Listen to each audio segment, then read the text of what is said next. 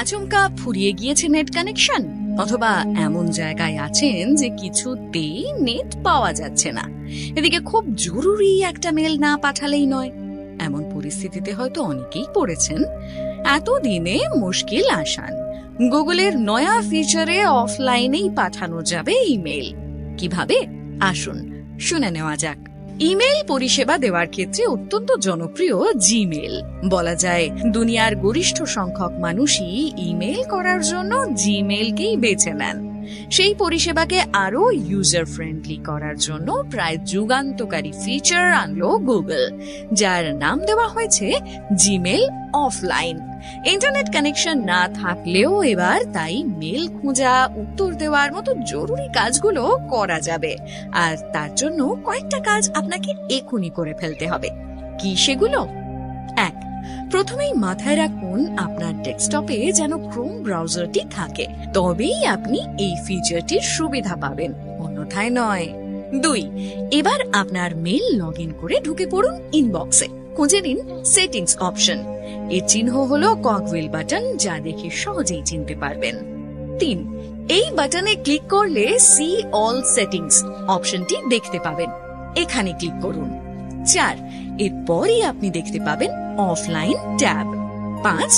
Offline ট্যাবটি click করলে আপনার সামনে ভেসে উঠবে একটি চেকবক্স, যেখানে লেখা থাকবে এনেবল অফলাইন মেল। আপনি অবশ্যই সেখানে আপনার সম্মতি অর্থাৎ সবুজ সংকেত দিয়ে রাখবেন। 6. এইখানেই আপনাকে কয়েকটি সিদ্ধান্ত নিতে হবে। গুগল জানতে চাইবে আপনি কতদিনের মেল সিঙ্ক করতে চাইছেন, বা জানাবে আপনার জিমেলে স্পেস কতখানি আছে ইত্যাদি। এখানে ব্যক্তি বিশেষে বিবেচনা করে উত্তর দিয়ে সেভ সেটিংস অপশন ক্লিক করলেই আপনি অফলাইন জিমেল পরিষেবা পেতে শুরু করবেন। এবার 7. একটা জিনিস খেয়াল রাখবেন, ব্যক্তিগত ক্ষেত্রে এই অপশন নিজে চালু করলেও অফিস সংক্রান্ত মেলের ক্ষেত্রে অ্যাডমিন বা সংশ্লিষ্ট কর্তৃপক্ষের অনুমতি নিয়ে চালু করাই শ্রেয়। আর 8.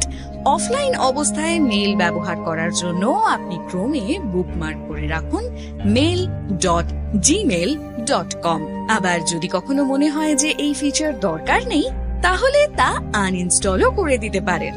অর্থাৎ ওপরের এই সাধারণ কয়েকটি কাজ করলেই একটা বড় সমস্যা থেকে আপনি মুক্ত। ইন্টারনেট না থাকলেও মেল পাঠানোর সুবিধা যে আজকের জীবনে কতটা প্রয়োজনীয় তার নতুন করে বলার প্রয়োজন নেই নিশ্চয়ই। গুগলের এই অভিনব ফিচারটি যে সেক্ষেত্রে অত্যন্ত জরুরি একটি পদক্ষেপ তা বলাই বাহুল্য। সাইবার দুনিয়ায় হ্যাকারদের ঘোরাঘুরি, নানা রকমের বিপদ ওঁত পেতে বসে আছে। এদিকে অনলাইন লেনদেন থেকে নানা কাজকর্ম না করলেই নয়, তাহলে আপনার অ্যাকাউন্ট সুরক্ষিত রাখবেন কি করে? কত ঘন ঘন পাসওয়ার্ড বদলাবেন? এ ব্যাপারে কি বলছেন গুগল সিইও সুন্দর পিচাই? আজকাল সবাই সারাদিনের বেশিরভাগ সময় কাটান ফেসবুক, ইনস্টাগ্রাম, টুইটার, সোশ্যাল মিডিয়ার নানা প্ল্যাটফর্মে। অনলাইনের বায়বীয় দুনিয়ায় আমরা সকলেই কম বেশি ভেসে থাকি। মাঝে মধ্যেই আমাদের প্রোফাইল হ্যাক হয়, কখনো বা পাসওয়ার্ড ভুলে গিয়ে বিতিকিচ্ছিরি অবস্থা। সেই অবস্থায় পাসওয়ার্ড রিকভার করতে আমাদের অবস্থা হয় ঘেমে নিয়ে একসা। পাসওয়ার্ড থেকেই আপনার প্রোফাইল হ্যাক হওয়ার সম্ভাবনা কিন্তু প্রবল। হ্যাকারদের কবল থেকে নিজের সাধের অনলাইন আইডেন্টিটি বাঁচানোর জন্য গুগলের সিইও সুন্দর পিচাই কিছু পরামর্শ দিয়েছেন। নিজেদেরকে সুরক্ষিত রাখতে সেই পরামর্শগুলো আমাদের মেনে চলা উচিত। কি রয়েছে সেই পরামর্শে? সুন্দর পিচাই বলছেন তিনি নিজে ঘন ঘন পাসওয়ার্ড বদলানোর পক্ষপাতী নন, বরং তার পরামর্শ 2 স্টেপ অথেন্টিফিকেশন বা দ্বিস্তরীয় নিরাপত্তা ব্যবহার করা। এই প্রক্রিয়ায় ব্যবহারকারীকে তার অ্যাকাউন্টে নিয়মিত পাসওয়ার্ড ব্যবহারের পাশাপাশি লগ ইন করার সময় স্মার্টফোন ও কম্পিউটারে আরও একটি কোড ব্যবহার করতে হয়। এতে অতিরিক্ত একটি স্তরের নিরাপত্তা পাওয়া যায়। অ্যাপল, জিমেল, ড্রপবক্সের মতো অনেক সার্ভিসের ক্ষেত্রে এই ভেরিফিকেশন প্রক্রিয়া রয়েছে।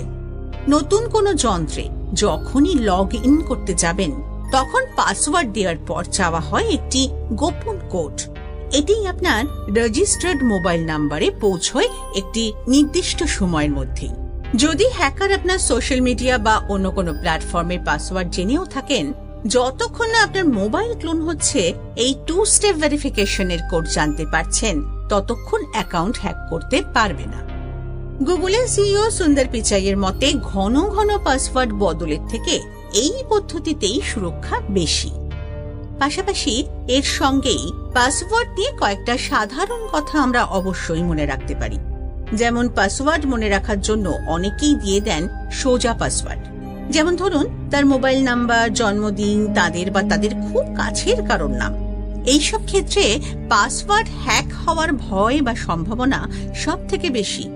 যে কোনো পাসওয়ার্ড হ্যাক করার সময় হ্যাকাররা সব থেকে প্রথমেই এই সূত্রগুলো ধরে এগোয়। তাদের সফলতার হার প্রায় 100%। তার অনুরোধ, দয়া করে নিজের ব্যক্তিগত তথ্য কিছুতেই পাসওয়ার্ড হিসেবে দেবেন না। তাহলে একটা ঠিকঠাক পাসওয়ার্ড দেওয়ার প্রাথমিক শর্ত কি?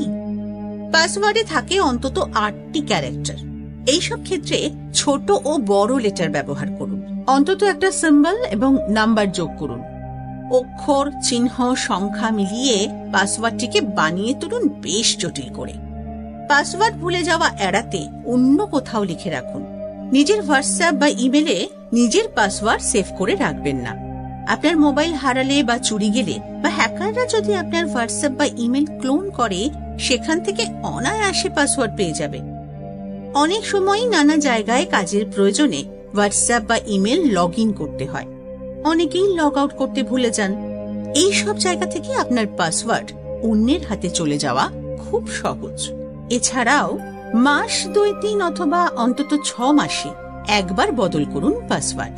ফোনে কাউকে পাসওয়ার্ড বলবেন না। সাধারণভাবে আমরা নানা সোশ্যাল প্ল্যাটফর্মে একই ধরনের বা একই পাসওয়ার্ড দিই।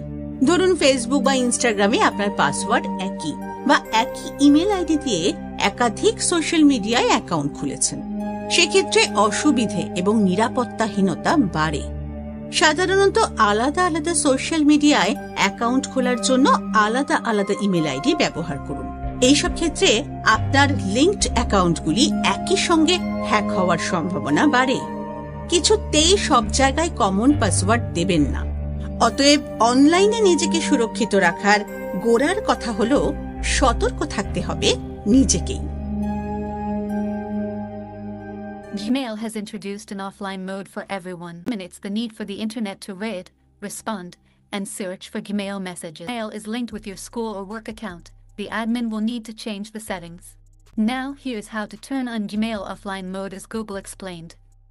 Head over to Mail, Google. In the inbox on Settings or the cogwheel button. Next on the See All Settings option.